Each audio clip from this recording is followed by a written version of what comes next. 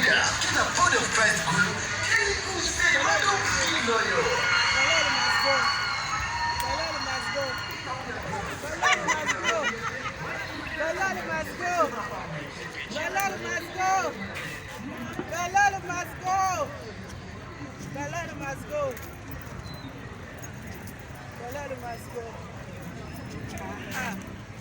Yes.